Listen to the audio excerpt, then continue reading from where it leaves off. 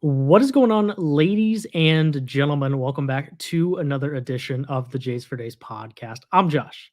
He's Josh. We got Jays Jumpers, Jaron Jackson Jr.'s, John Morant's, Joe Johnson's, Jaw Raffs, of course. We've got Jays. We got him for days. Josh, how you doing? You reading this stuff about what the NIT has done? Dude, yes. And I can't stand it. So now we have zero reward for winning regular season conference championships. Doesn't even guarantee you a spot in the NIT. Like, actually zero. Yeah. Like, I'm not totally sure why. Like, I know that we're in full what's the point of conferences mode with these massive conferences on the college football side of things, and really, like, to a certain extent on the basketball side of things too. But it is, and then of course today the Dan Gavitt basically said, "Oh yeah, it's because we're trying to still make money off the NIT." That's basically what he said. Yeah, and Fox apparently has some thing they're working on that's going to bring a bunch of that. They're trying to fend off that, and yeah, I understand financially why they did it, but it's just infuriating. The way they did it is infuriating. But the other part of this too is because we can sit here and bemoan it all we want. You know, this is the world we live in now. That's a good word. Bemoan. Thank you. Football, at least you can kind of get it because when Cincinnati, for example, makes the playoff, nobody thinks Cincinnati's actually going to win a game. Right? Mm-hmm. If they go undefeated, you got to put them in there, but nobody thinks they're going to win. Right. This is getting into soccer, European Super League mode for me, where these teams that are getting invited are not better than the regular season champions. When you talk about the Mountain West, the WCC, now those teams are probably going to get into the NCAA tournament, Conference USA. You go down the list. It's not, you are giving preferential treatment to teams that are worse than other teams. Yes. There is a meritocracy issue here that is larger than just trying to cater to the high major conferences. It is fundamentally rewarding bad basketball, which is the saddest part of all of this for me. It is the inverse of sport at its very core. Exactly. Yep. Sport at its very core is recognition for the teams that play the best. Yes. Right. And what you just did with the NIT, which is the best of the rest, right? It's just the rest. It's the most popular of the rest at this point. Yes. And my other, and I also I would love for you to find me somebody who actually wants to watch a bad Georgetown team play rather than a really good mid-major team, like a college, because a college, like, there are no non-college basketball fans that are stumbling upon the NIT. Zero. Mm-hmm. So either keep the NIT pure, true to what it's always been, or just don't do it, because that would be the second best option, because it's not like anybody's going to go and stumble upon. And the other part of this is, like, some of those high major teams aren't going to, they're not going to want to play in the NIT. Yes. North Carolina didn't play in the NIT last year, not because they didn't qualify, not because they weren't invited, but because it's embarrassing for a program like North Carolina to play in the NIT. It's the second. It's the worst of the options when it comes to what to do with the NIT, in my opinion. The two parts to that. One, the numbers will still tell you people want to watch bad high majors from a viewing standpoint. I'm sure they will. That's where you and I are the minority of. I have no interest in watching these teams, which is generally why I don't pay much attention to the NIT. But the fans of those programs will still watch, is what the ratings tell you. And the second part is exactly what you said. The other sad part about this is the teams who actually want to be there are the teams that are getting screwed. Yeah. Because, and maybe if Georgetown makes the NIT this year, okay, that's something to be excited about because they've struggled so much, right? It can be a sign to progression and kind of a springboard to get you, right? How many times do we talk about, oh, this team made the Final Four of the NIT or played in the NIT championship game. And then all of a sudden the next season they had a really good year and made the NCAA tournament. But that's the thing. They could make the NIT this year now and not be that much better than they were. Right. You could be like DePaul and Butler down there at the bottom of the Big East. Georgetown could finish 9th and be bad, but they could get in because there were 7 teams from the Big East that got in. So by default, 8 and 9 in the Big East get in. Right. And Georgetown could still be horrible, and that still be the case. Yes. Right. So it's not even so getting into it doesn't mean as much anymore either. Right. And yeah, the other part is just I feel for these teams that are genuinely excited about the opportunity to compete against those teams. Yes. And prove that they are right there with the bubble teams that, right? Because that's always the conversation of the high major teams that didn't get in because they had all these losses. Can the mid majors and how do you balance those two things? The NIT is supposed to help with that. And now who knows what we're going to get because it's just a mess. They said today that they are like I'm also just worried that we're not far away from really messing with the integrity of the NCAA tournament. That we're gonna lean even further into things like the first 4. Not because the first 4 is actually awesome, but so that means that instead of just Michigan State getting into the tournament as an 11 seed, Michigan State and UCLA get into the tournament as an 11 seed, which I already am not that big of a fan of the first 4. Like 64 is plenty.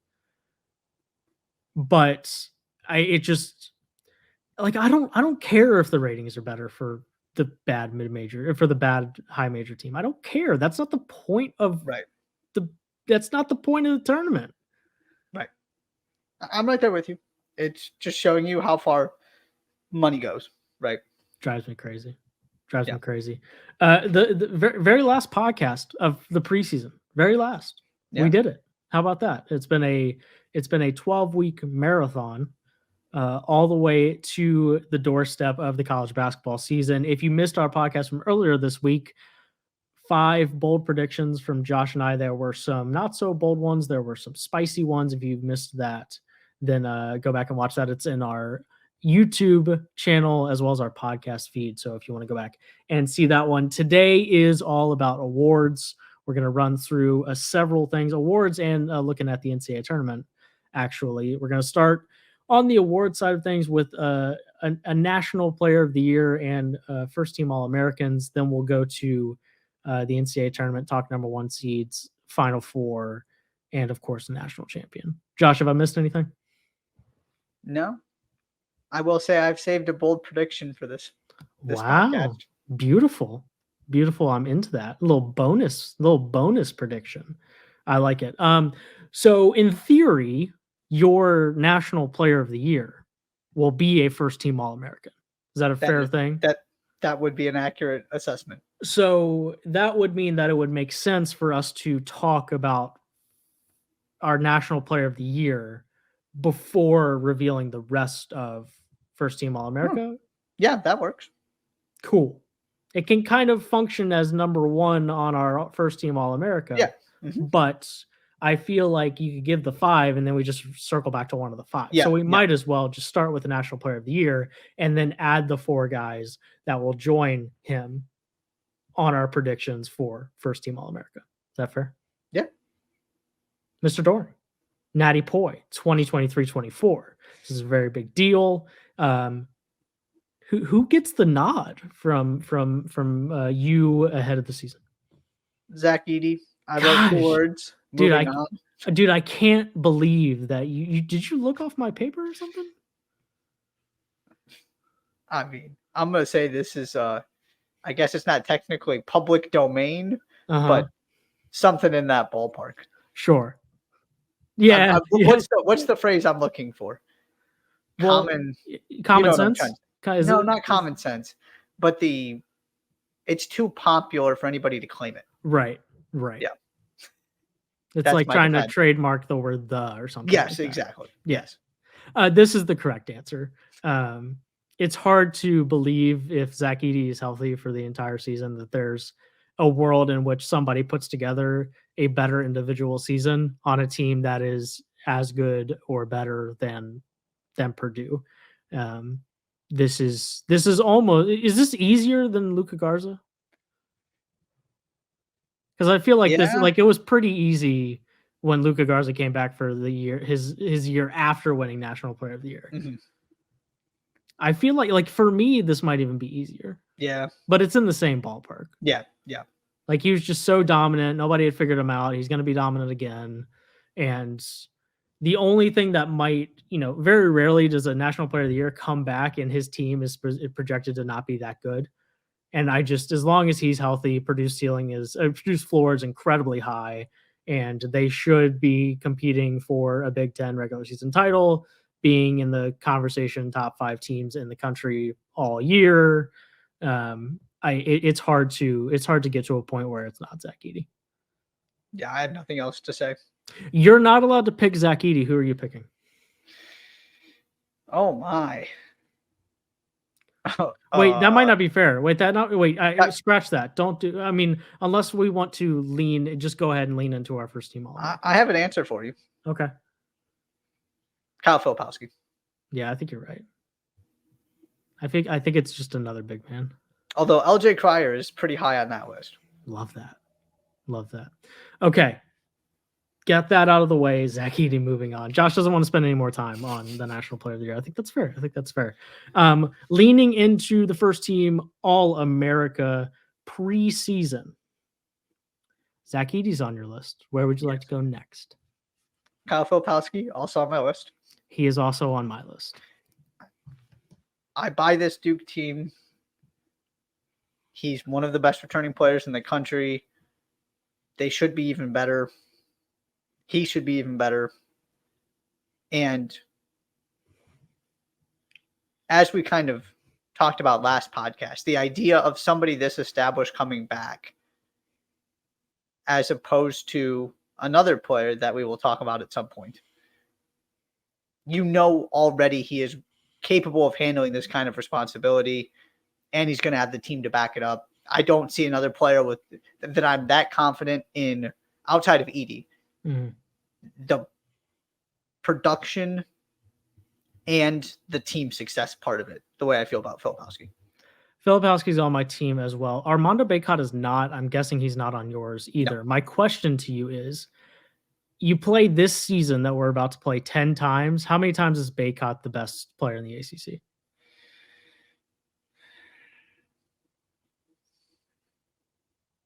One or two. Okay. Not because of Bacot. I'm just not convinced Bacot is going to North Carolina is going to play and be structured in a way that lets Bacot be a first team All-American. Okay. There's part of me that thinks he's better equipped to do it this year than he was last year. I would also agree with that because they're going to be much better. And they just won't, it's like RJ Davis will always be a score first guard. That's also I just think you might end up with Armando having a lot of easy points and him having to spend less time going 4 or 5 minutes without really being part of the offense because it's, the Caleb Love show for a 4-minute stretch. I would agree with that. I don't think it's likely in any stretch. I think he is a preseason AP All-American. Bacot is, if I'm remembering correctly. But to me, it's a style thing. Sure. That if you're still playing with the two bigs and Roy Williams, absolutely. I want to see what this looks like before I jump in on his production being what it needs to be in order to make this team. So last year he was 16-10 last year. What does he have to be this year to be a preseason All-American? Or sorry, to be a first team All-American? 18-11. Yeah. I mean, he was pretty close last season, even though he didn't have a very remarkable. Yeah. His team wasn't good enough for him to be considered. He quietly put up really good numbers. I just think he gets lost in that team a little bit because of how guard centric and how perimeter oriented they're becoming. I think you're probably right. I just think it's an interesting conversation. If he was at Kansas, for example, different story. Interesting. Okay. I also have Kyle Filipowski on my first team All-America. Do you have more bigs? You better have Yes. more bigs. Okay, who's next?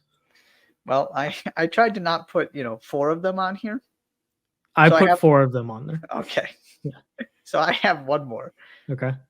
and here's the bold part. It's Donovan Clingan. Interesting. Okay.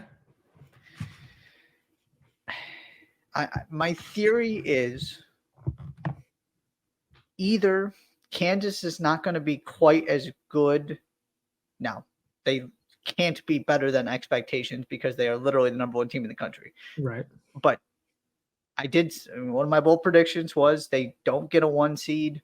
I just see a world in which it doesn't work as well as everybody thinks. And also it's not like Hunter Dickinson is the only really good player on that team. No. So I see a world in which he's more of a second or third team All-American kind of guy. Baycott, I just laid out my concerns with. The concern with Clingan is he hasn't done this before. But also Zach Edey hadn't done this, and now we're just saying there's no point in having to have a conversation. Not that Clingan is Edey, but if he is half as efficient as he was last season, and Edey proved it is possible to be relatively consistent with your efficiency as your minutes go up. I mean, the numbers are going to be stupid. And he's also going to be something defensively that none of these other guys are. That's my ultimate justification. There is another guy that will be defensively He was the other one I was thinking about. Every bit of what Donovan Clingan is, if not better. Yes. Which is why Ryan Kalkbrenner is on my first team All-America. He would have been my other choice. I was going back and forth between him and Clingan. I'm all in on Creighton. You know this about me. I think that maybe Ryan Kalkbrenner is the Big East Player of the Year, and I think the guy who wins that award will be a first-team All-American. So now, to tip my hand a little bit, the other guy who's the preseason Big East Player of the Year is also on my first-team All-America. Me too. So Tyler Kolek, I think, will be there whether he wins Big East Player of the Year or not, because I think he's the best point guard in the country. But I also think that Ryan Kalkbrenner is just going to be an absolute monster this year. It was 16-6-2 last year, and that's with a disruptive time off injury in the middle of it. I'm thinking double type area, 2.5 blocks. Creighton wins the Big East, and Ryan Kalkbrenner is our first team All-American. I think the problem he might have is that a lot of what he does so well doesn't actually show up in the stat sheet. You might be right. Because I'm pretty confident he'll be a more valuable player than Clingan. But Clingan's going to probably block, 4 shots a game? Yeah, I also think that the perimeter defense for Creighton is not going to be great, and that's actually going to play into the statistics of Kalkbrenner. I just think there are going to be more block shot opportunities. Even that's probably true. Even then, though, he's not a prolific shot blocker the way that Clingan is, right? He is an elite rim protector, and there is a difference. Sure. That I just feel I will probably sit here and say on the all-important team at the end when we do that, Kalkbrenner is going to get that spot over Clingan. I just think Clingan's going to have better pure numbers because he just makes things happen more, where you have to appreciate some of the intricacies of the way that Kalkbrenner impacts shots, the way he makes people think differently, his ability to cover different positions, all of those kind of things that he is so good at don't necessarily show up as rebounds and blocks all the time. I also just think that Kalkbrenner's full stat line is going to be better than Clingan's. Okay. Yeah, like Clingan might average more blocks. I think Kalkbrenner averages more points. Interesting. Okay. Yeah. If he does that, then he's probably going to certainly. You've got a strong case to pick him over Clingan. I'll give you. And I also just think that Creighton will be better than UConn, and that will be part of it. Sure. So I've got 4. Yep. 5. I've got 4. Kalkbrenner, Filipowski, Edey, and Kolek. We should give Kolek a moment. Yes, please do. He's the only guard coming back where you just went, oh, they're right, top 5 team preseason. Mm-hmm. He was phenomenal. They're going to be really good offensively again. He's going to have all the assists. Again, not a guy that you have to necessarily defend, because I feel like him, probably Filipowski and Edey were the 3 you go. They're just, you have to put them there. Yeah. Whereas the other ones, you have some options in terms of, and maybe you feel that way about Dickinson, which is where I think we're going to differ on our last one, because I don't have him. I'm assuming you do. I do have him. Yeah. So maybe those 4, but then it gets interesting because you've got some choices to make. But Kolek to me was just you write him in immediately, don't have to think about it. Yeah, the other, you talk about top 5 preseason guards. I mean, your other options are guys like DeJuan Harris, which doesn't jump off the page in the same way. Nope. I think you'd agree. Maybe the like Jeremy Roach has never really gotten to like that level, and like Tyrese Proctor might launch himself into that conversation. I think there are people talking about him like that, but I also am a firm believer in how people are talking about you preseason and really being important when it comes down to who is a first team All-American at the end of the year, unless you're just out of this world good. The other, then you go to, Tyrese Hunter. No, sorry. Tyson Walker. Sorry. Oh, both of them. Sure, both of them. I don't think Tyrese Hunter is, but Tyson Walker, sorry, would be another guy that you maybe consider maybe one of the Houston guys. I'm curious if one of those Houston guys is the guy that rounds out your team if it's not Hunter Dickinson. You'll have to wait and see. Well, I just gave you mine. Hunter Dickinson is my last one. What are you making me wait for? Do you have any things you want to say about him? I mean, not that you have to defend it. It's pretty obvious.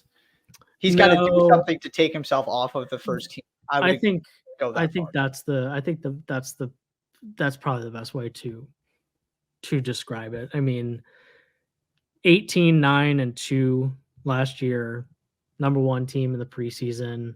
I think he'll probably, like, his numbers will probably be better than that just because of how established Bill Self is with getting with turning his talented big men into college basketball stars. I do think it's interesting because he's not David McCormack. He's not Azubuike. He has a much more polished offensive game than that. So I'm curious if it looks different, but all of these things are notches in the column as to why his numbers are probably going to be better than they were last year. And if he starts where he's starting and Kansas is the number 1 team and they finish the season 4th and they're in the conversation for Big 12, then I think, like you said, he's going to have to do something to get himself off the team rather than really earn his spot on it, if that makes any sense. My theory is if he is essentially the same player he was at Michigan, with Kansas's schedule, with the Big 12 being a little bit down this year, with adding new teams. Now, obviously, Houston helps, but the other 3 are going to – we talked about that with our Bold Predictions podcast. We don't need to go into it now. If he's just the same player, I do think there's a world in which 5 guys, and specifically 3 bigs, end up ahead of him in the pecking order. If North Carolina is a top 10 team, Edey's going to be there. Filipowski's going to be there. If UConn is a top 5, you can go down the list. Yeah. If he takes a step forward and we look up in early December and go, oh, Bill Self has unlocked to something here, it's over. He's the first team All-American. He's close to that being a thing. So the other part of this, which is interesting because you'll have an answer to this question, at least in theory, is, we're having no hesitations about putting 4 bigs on a first team All-American. So not only is it, well, no. Well, like at the end of the season, it's not like first team All-NBA where either Embiid or Jokic is first team All NBA. Yeah. or all NBA first team, whatever. That doesn't exist at the college level. So, and you'll have an answer to this. There's somebody who's like, there's going to need to be a guard who has a better season than Dickinson. Yep. Because if he is not as good as, you can say Klingon, Filipowski and Edey, but he's better than all the other options, he's still going to be on the team. So right. Who is that guy that you have faith in having a better season? The guy who just beat him, Terrence Shannon. Interesting. Okay. I think he could be the guy that if Illinois is the 17th best team in the country, gets a 4 seed and is just in that second tier of the Big Ten, but he averages 20 points a game, 5 assists. He might just be the guy this year that has the numbers. And LJ Cryer could be this guy too, right? But there's usually somebody that just has the numbers. You just go, they're clearly the best player on a really good team.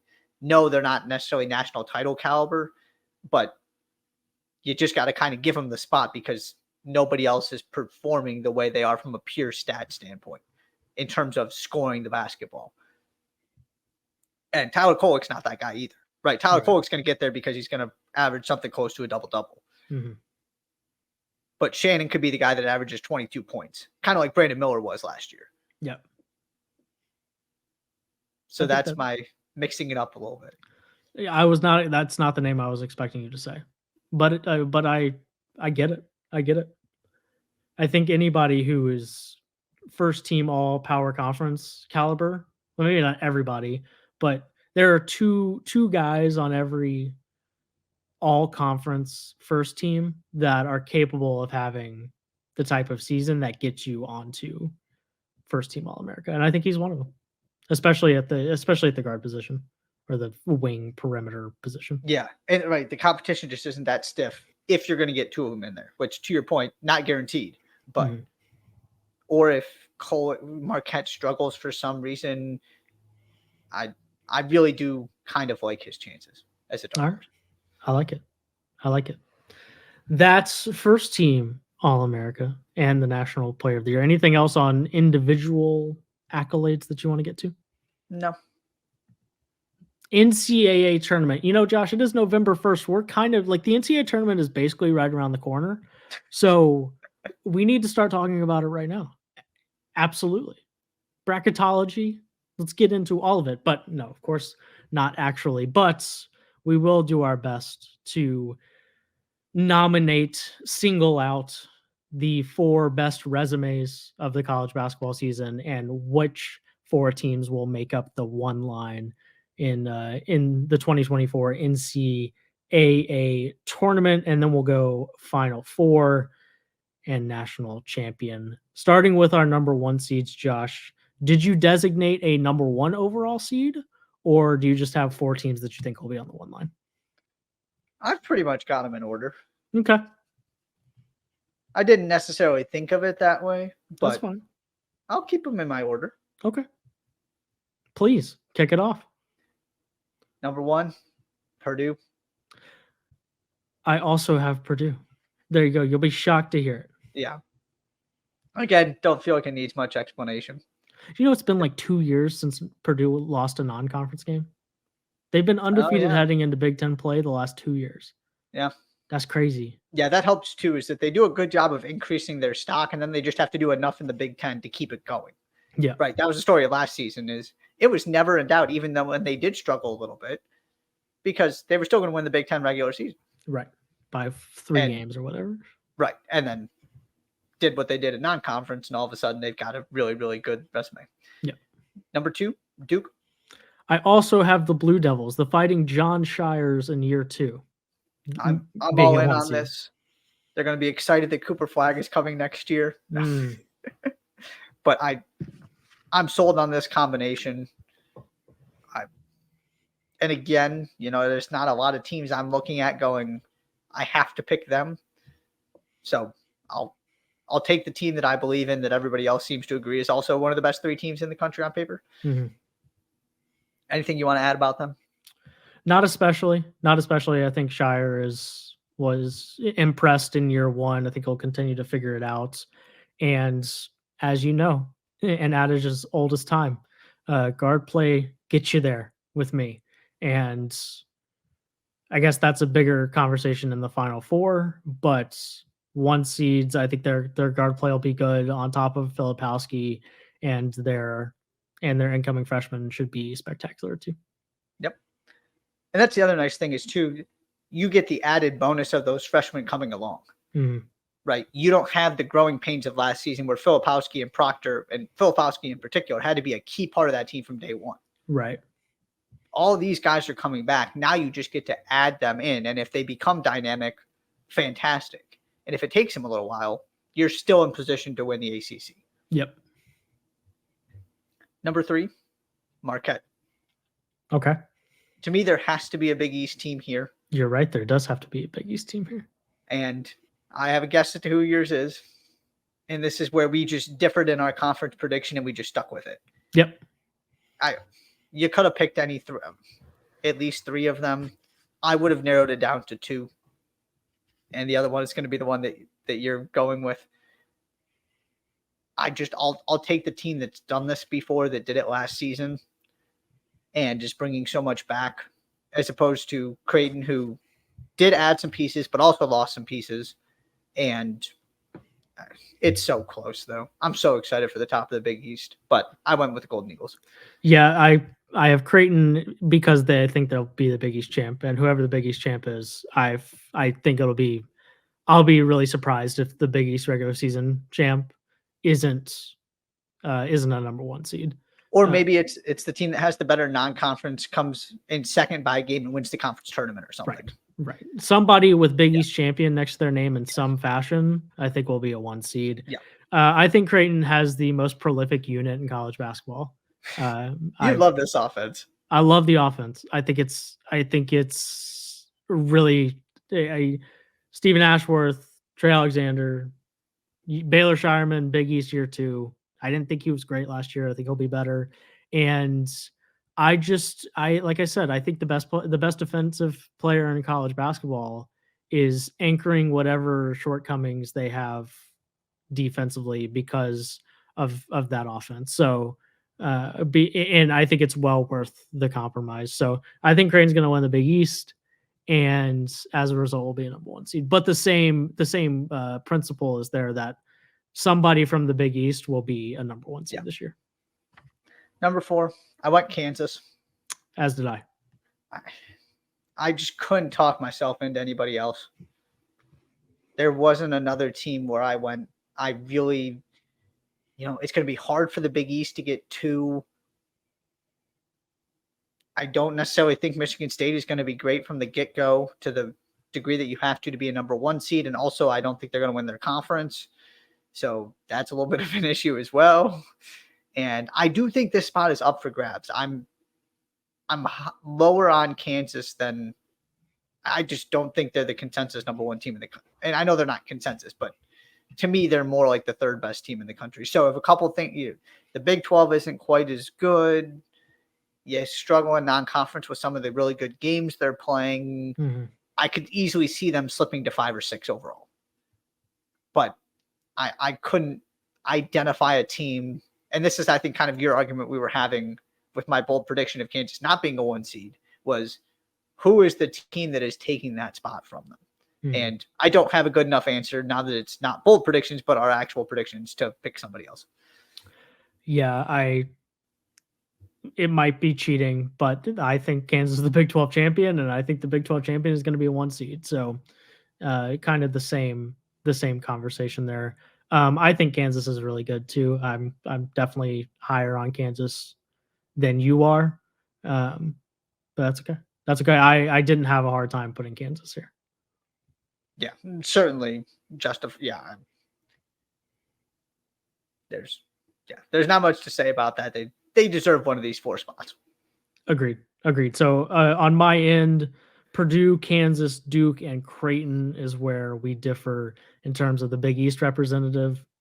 And you have those same 3 teams, and then the Golden Eagles, the Fighting Shaka Smarts, the Marquette Golden Eagles being that last, or the 4th, not necessarily the last, but that other number 1 seed.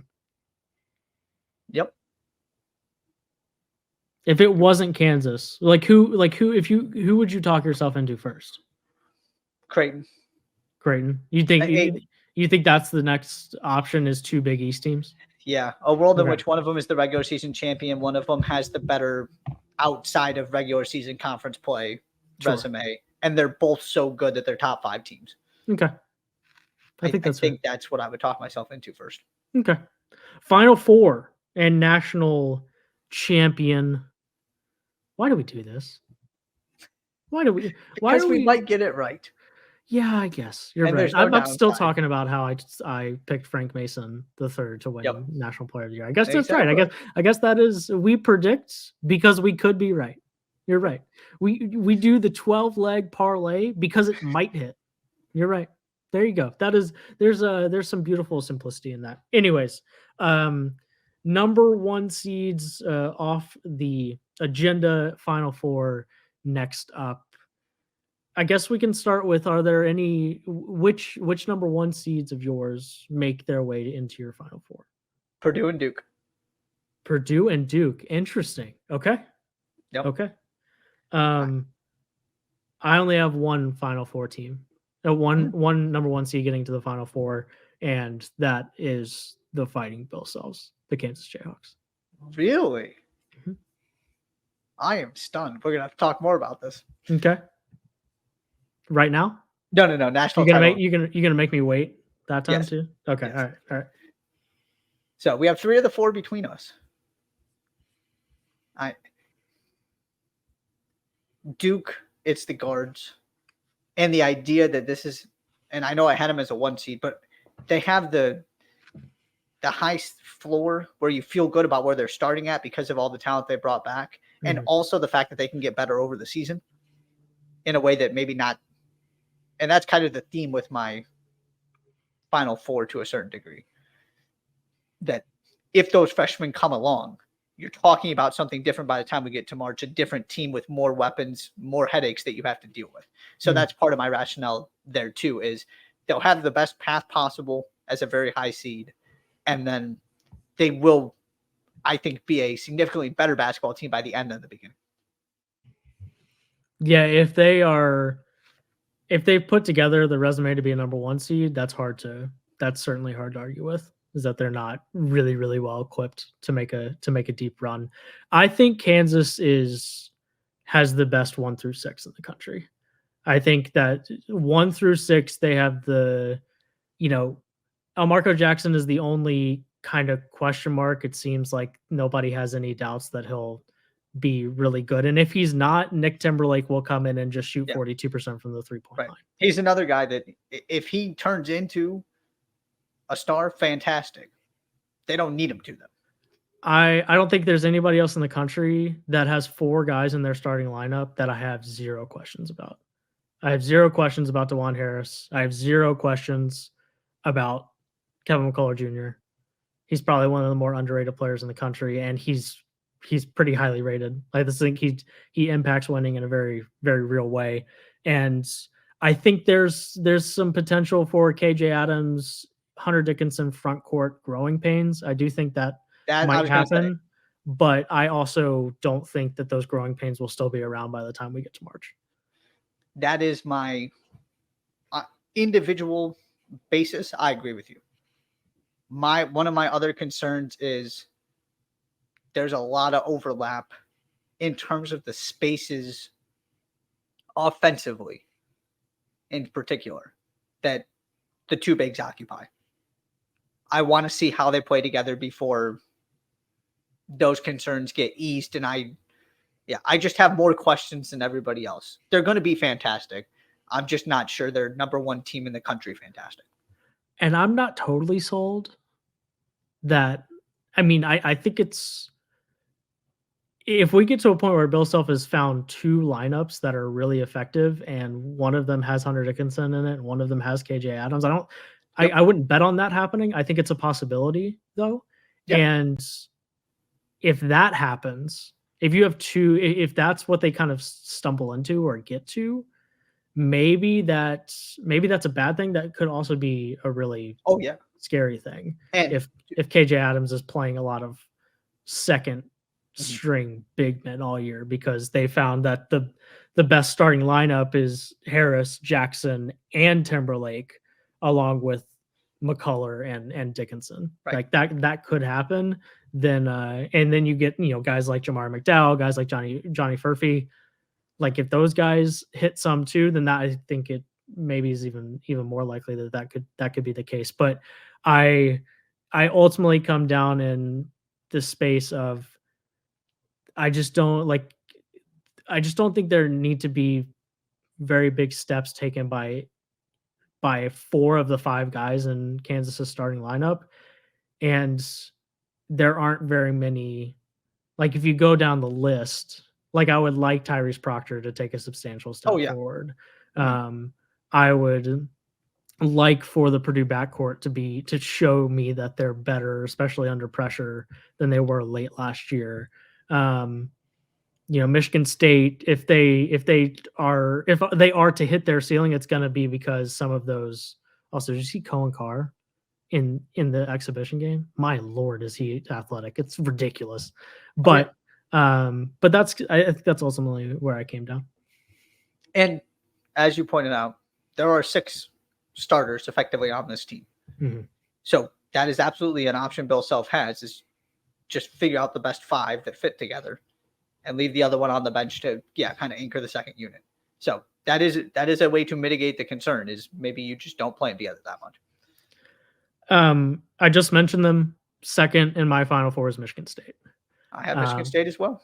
I don't love it because when Michigan State has high expectations, they dramatically fail said Yep. expectations. So I don't love it, but they are super athletic. That the backcourt depth is crazy.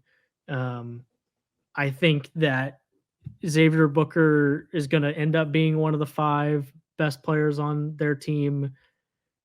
I also think he's going to be able to not be like thrusted into it at a really high because of Monty Sissoko. Like he'll just be able to kind of coast in.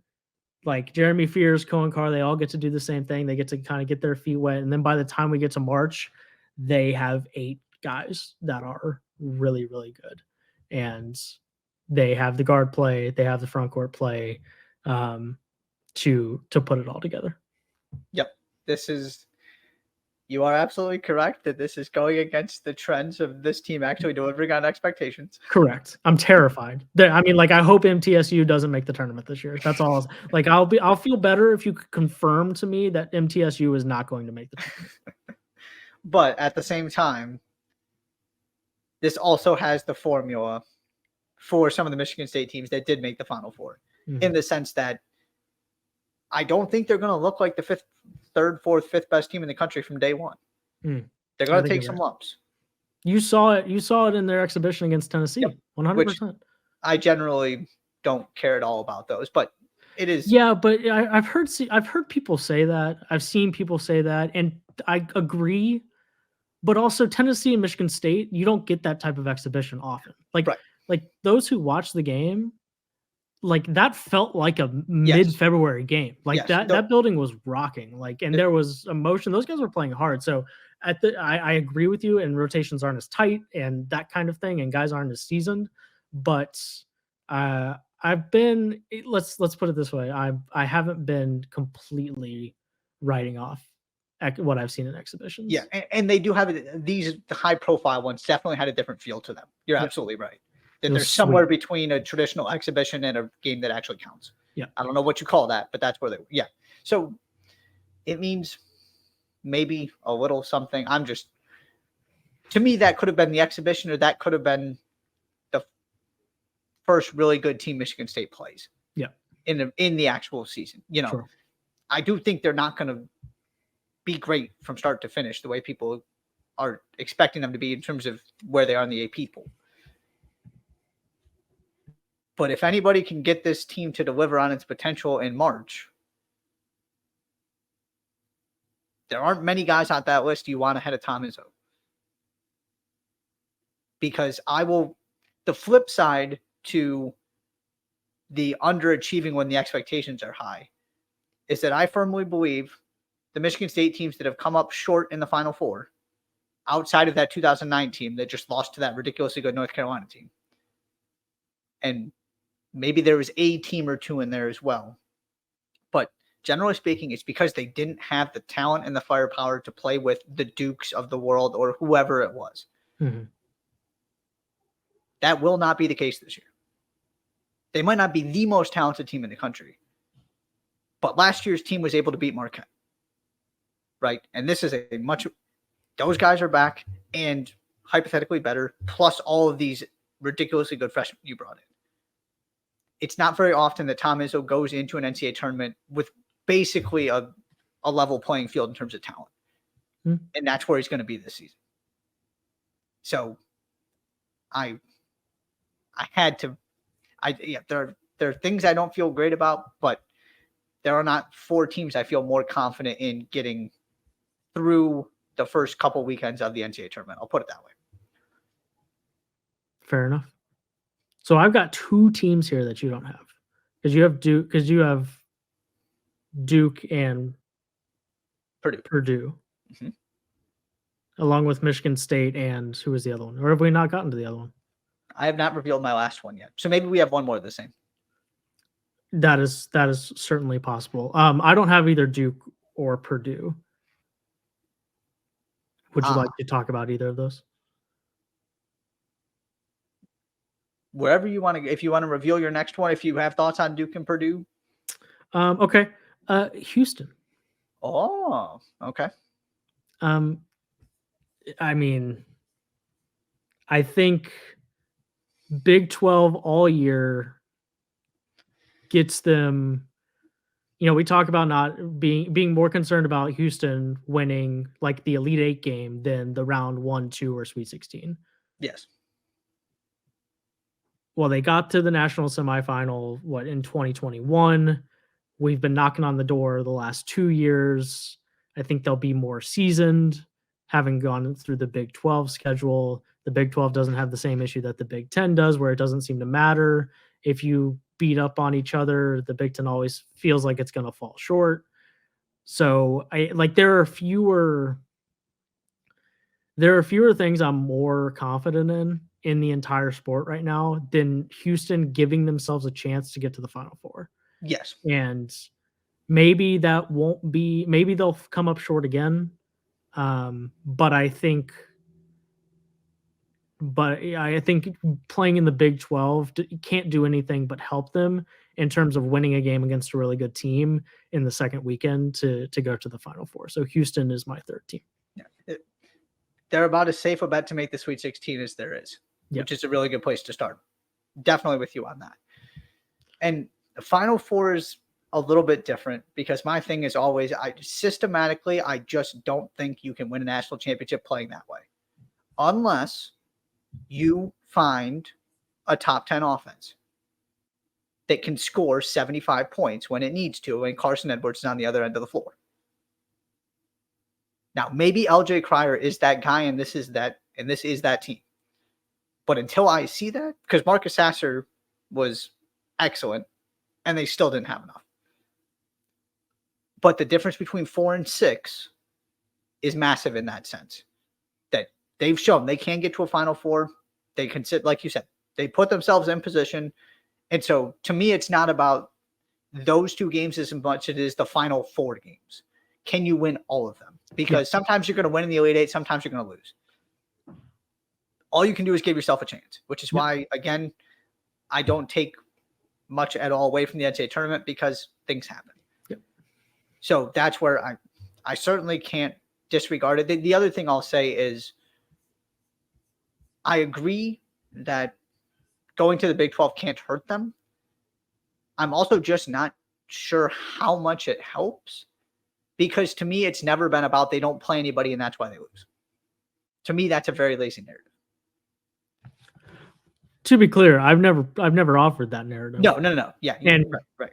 And I frame it that way because it's not like we're trying to convince ourselves that a team from a mid-major that loses in the round of 32 is all of a sudden going to win 2 more games and get to the Final Four. Right. Like if it helps them a little bit. Yes. that they're more confident in this one little thing they have in their back pocket because they were able to try it multiple times late in the season rather than just once against Memphis, then that could be the difference. Yes. So 100%. I just think I like it, it's small. There's not that much further that they have to go. And I also I think that Marcus Sasser was spectacular. I think LJ Cryer will be a better offensive player and a guy more like some of those guys from a couple years ago that are a little bit more explosive. Because Sasser also sometimes fell into that he wasn't able to rise above the Houston can't score basket tonight. Yes. I think Cryer might be able to. Yeah. I'm at the same spot with this Houston team. I am every Houston team. Absolutely, they can make the Final Four. I think they're going to be everybody as good as advertised. Something needs to change for me to believe they can win the national championship. Which is why here in about 3 minutes, I won't pick them to win the national championship, but I don't have that much trouble putting them in my Final Four. Absolutely not. Yeah. Do you want to touch on either of those Purdue or Duke teams? Or both of them? I've got Duke. I talked about the guards and just the development part of this. Right. That's my right. both them and Michigan State. Yep. Purdue. My bad. No, you're good. At some point, it's going to happen. I'm going to be really pissed off if they go to the Final Four this year, and I didn't pick them to go to the Final Four. I just don't. I'll love it, but I'll be upset. Yeah. I'm just not that worried. Yes, I know they've struggled some and they've had a couple bad early exits, obviously. But it's not like they can't win NCAA tournament games. And this is what we talked about, that they do consistently make the Sweet 16. Then you lose to St. Peter's in the Sweet 16, so you talk about it differently because they never ever should have lost that game. Right. And then you have what happened last season on top of that, and now all of a sudden we're reframing how we feel about Purdue in the NCAA tournament. Where the question was the same it was for Gonzaga: can you get to a Final Four? Right? It wasn't about Matt Painter not doing a good job in the NCAA tournament. I'm just not going to overreact to all of it. To me, they're probably going to be the number 1 overall seed, and I'm going to trust that they get there this time. I love that. I'm so in on that. I'm not going to predict it. It's kind of like, you either have people who keep predicting that Roy's going to win the Masters, or they've just accepted that when he does, they won't have predicted it. Mm-hmm. I think I might be in that latter boat I'm definitely in that latter boat with Rory. I think I might be in that latter boat with Matt Painter and the Boilermakers. I would love to be wrong though. Just like I would absolutely love to not be in the boat when Rory wins a Masters, because that means that he won a Masters. So you have one mystery team, correct? Yes. Okay. Well, let's play a game. Which conference does your mystery team come from? Big East. Perfect. Mine doesn't come from the Big East. Oh. Would you like to go first, or would you like me to go first? You can go first. When Eric Musselman has a top 4 seed, he goes to the Elite 8. Yeah. I think he's going to have a top 4 seed, and this is the year he goes to the Final Four. Interesting. The backcourt that old Musbus has this year, like, he's got 11 guys that could be the starting point guard on a top 15 team. Whether we're going Tremont Mark, L. Ellis, they're all over the place. They're all Leighton Blocker looked good. Like they're the Devo Davis, Caleb Battle, Trevon Brazil is back, Mekhi Mitchell. They are uber athletic. They jump off the page. They got like 6 guards that I could be like, I like guard play, and they've got these 2 guys. They've got 6 of them. So Muss has shown the ability to get deep in this tournament. Yep. Last year was weird. His best player wasn't the guy who was supposed to be his best player was just kind of in a weird spot all season, in Nick Smith, and he still went to the Sweet 16. So I was really impressed by Arkansas against Purdue. I think they have so many guys that want the ball, and I think that's a really good spot to be in. If Trevon Brazil and Mekhi Mitchell are both healthy all year, then you're not going to run into very many front courts that are as good as that one. And they also did a really good job on Zach Edey, and front courts that do a really good job on really tall and dominant big guys. I am very intrigued by, because you're probably going to have to beat one of those Donovan Klingons, Hunter Dickinsons, Zach Eady's, Ryan Kalkbrenner's to get to the Final Four this year. And maybe it'll change, but they did a pretty good job with Zach Edey and making it really hard for Purdue to get him the basketball late in that game. And I know we're not taking too much from exhibitions, but fronting the big guy and having athletic enough defenders on the back end of it to go up and get like a pass that's too high. It's a pretty good spot to start. So Arkansas is my fourth and Final Four team. You know how I feel about Must Bust in the NCAA tournament. Hey, all aboard, baby. Yeah. I am they are a very, very interesting team. And part of this is like, it felt weird all year last year. It's not going to feel weird again, right? You would think. And every year we go, oh my gosh, look at all of this talent that Musselman has acquired. And then it just never comes together in the regular season. Nope. But there they are, the Sweet 16 in the Elite Eight, knocking on the door of the Final Four again. Yep. And maybe this is the year where they're actually really good from start to finish. But I also just don't care, because. And maybe they're not good from start to finish. Right. Maybe they're just awesome in March. Right. Or February 15th on. Because as long as they're trending in an upward direction heading into the tournament, I will be very intrigued and will probably pick them to win at least 2 games. Sure. So will you go ahead and unveil that Butler's going to go to the Final Four? Yeah. So this is very strange. Rick Pitino. My fourth team is Creighton. Is it really? Yeah. Nice. I picked it last year. Oh, so close to being right. So close. Yep. Oh, so close. They're probably a little bit better. The rest of the country is probably a little bit worse. Now, this is going to hinge on the defensive thing, because if they turn into Creighton of years past, I'm jumping off of this. But those teams didn't have Ryan Kalkbrenner, so I'm not assuming that's going to be the case. But if they are that dynamic offensively and they're good enough defensively, to me, they are going to be the hardest team to stop in the Big East. They might not win the most games, but there are things you can do to keep Marquette in check. Mm-hmm. The question for Creighton is, can they win games in which they don't shoot the lights out? And can they be good enough defensively to make sure that they can kind of survive? Mm-hmm. And this might be the best combination to date of offensive firepower, offensive versatility, and defense. Whether it leans too far in the offensive direction, we're going to have to wait and see. Mm-hmm. But I'm going to trust that this transformation under Greg McDermott into a really good defensive team is going to carry over enough that they have all the pieces. Hey, you don't got to convince me. I feel weird not having that. You're the one with the Final Four that includes Creighton, and I'm not. I feel weird about it. But I also, I don't not believe any of the things that I said. So there we go. There you go. Can't believe that you're the one. If they go to the Final Four and they do all of the things that I said that they were going to do, and then they go to the Final Four and I didn't stick it all the way there, I'm going to be upset. I'm going to be sad. That's why we got to reevaluate around New Year. Yep. Might have to do some kind of predictions. We'll talk about it. Might have to. Which of those 4 teams is going to win the national championship? The Fighting Matte Painters. He did it. I love it. He's the deep end cannonball, no regards. The Fighting Matte Painters get it done. Listen. Oh, I'm listening. I'm locked in.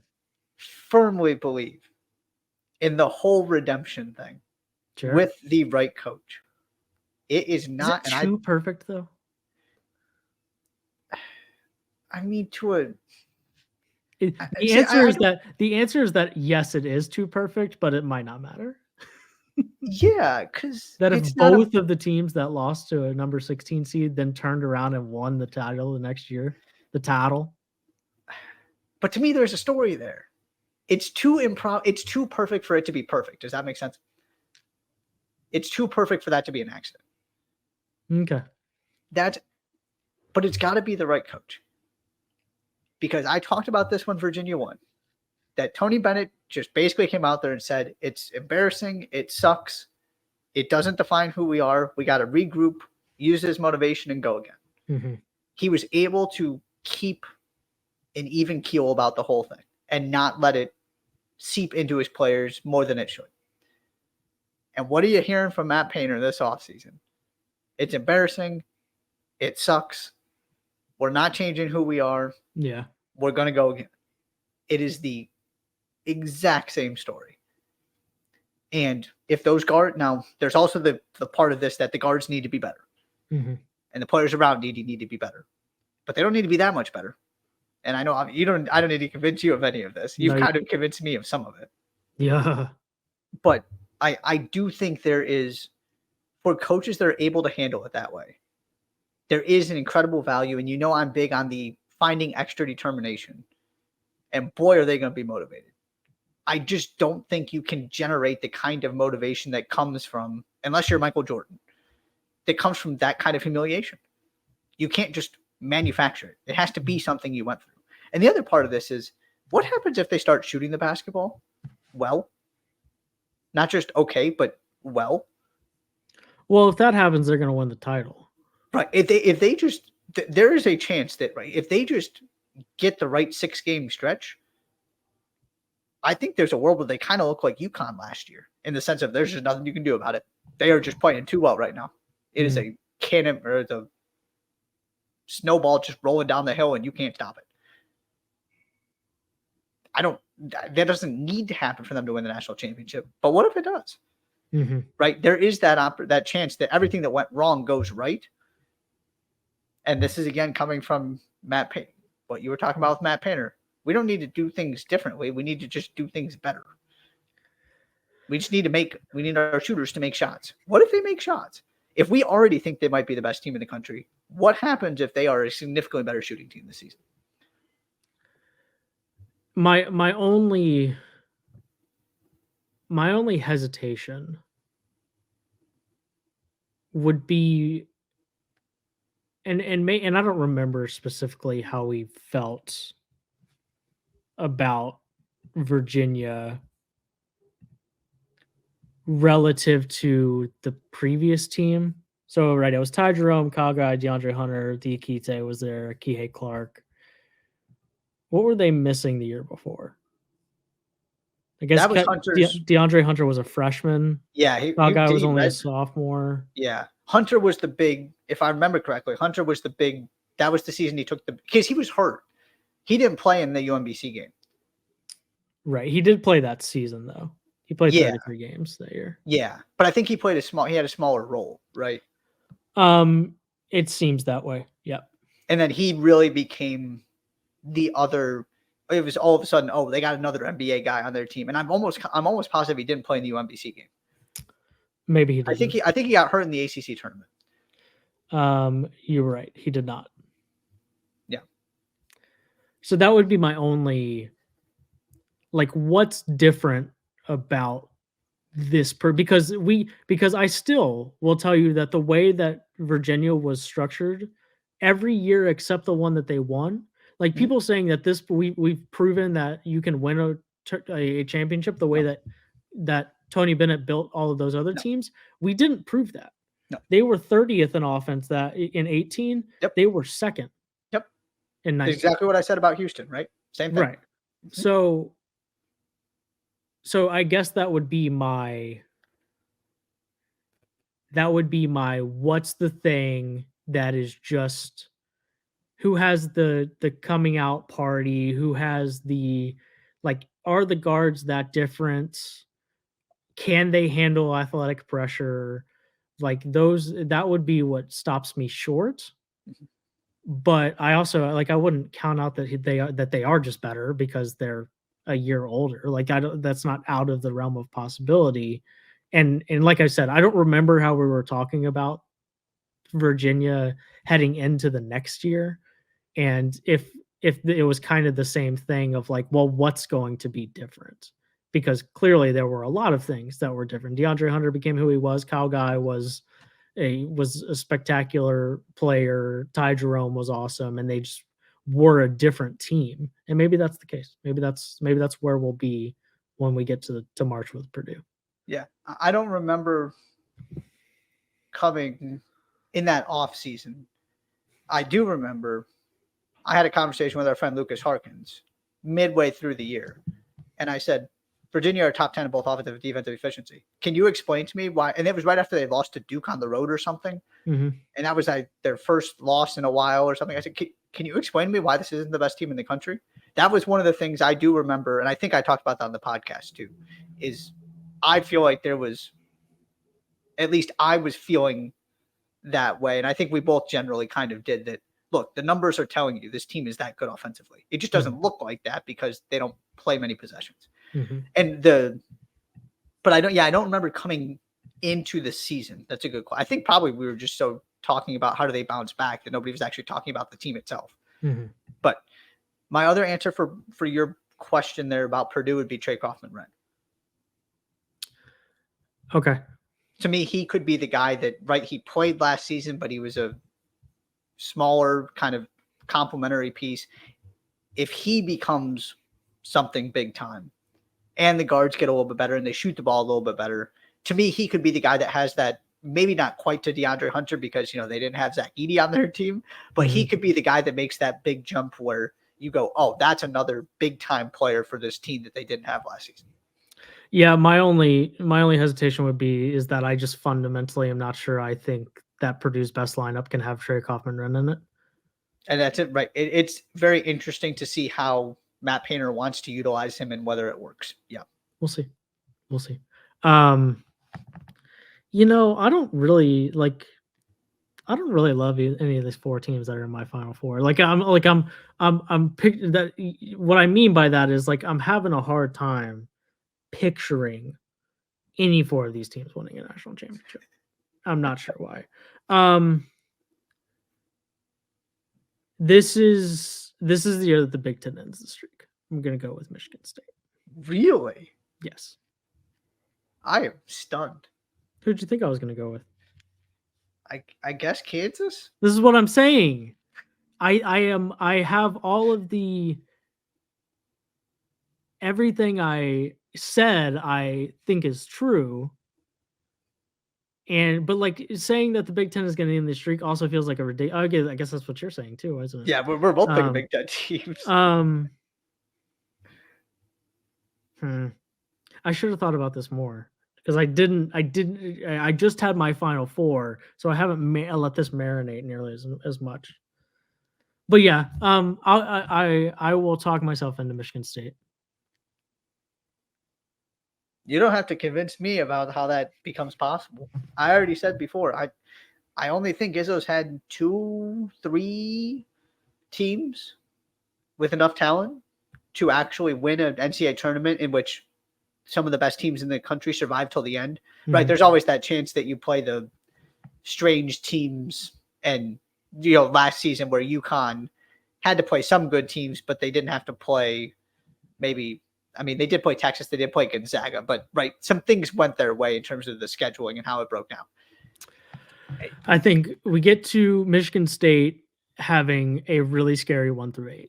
Yeah. And that's how they get to the Final Four, and that's how they win the national championship because they just have the combination that they end up being the team with the combination of freshmen and proven college basketball commodities that Duke is at the top of that list right now. Mm-hmm.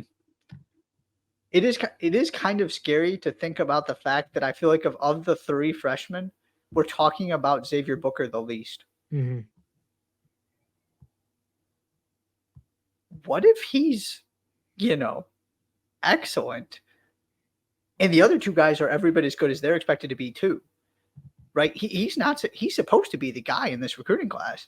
Right. But because Cohen Carr is doing things that defy the laws of physics, and Jeremy Fears has looked really good. Those are the two guys getting the attention, I feel like. It's, yeah, to me, this is the 2000 team absolutely had the talent. I think that 2009 team that lost to that all-time great UNC team had the talent probably, but there just aren't that. I'm a firm believer in that eventually they come up against a team that is as well coached as they are and just that little bit more talented. And that's why, because they never, with the exception of that 2000 team and that 2009 team, they don't get the most talented teams to the Final Four, as we were talking about, right? When the expectations are there, that's not the season they make it.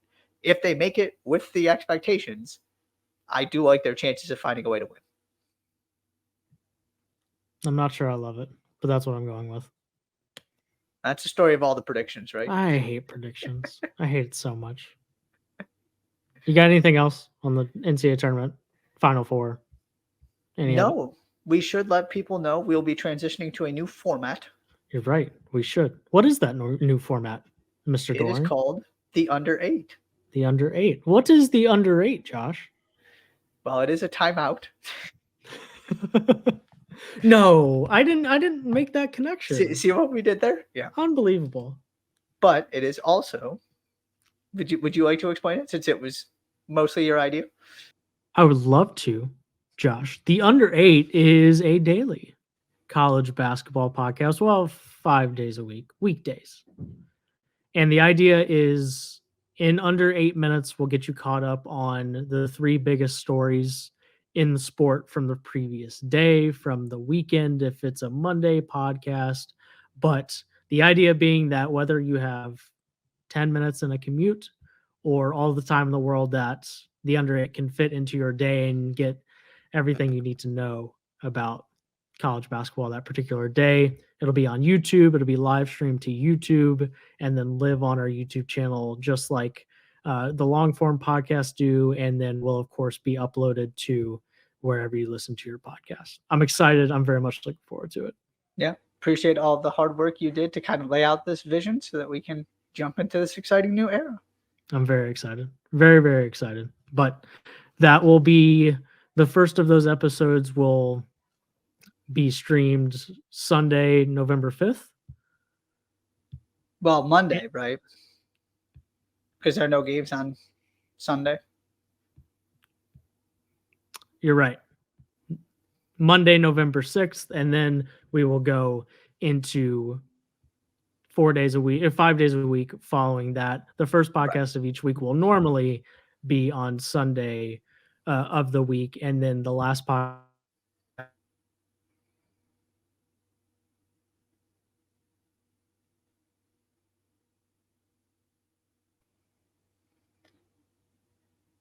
Josh, anything else before we get out of here?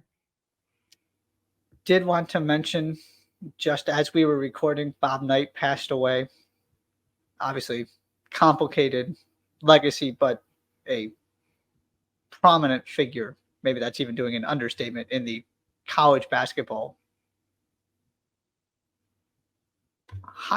not hierarchy, but history, I guess. It's impossible to tell the story of college basketball without talking about the legacy of Bob Knight. So that's a much more concise, accurate way to say it. Yeah. So condolences to obviously all of those close to him.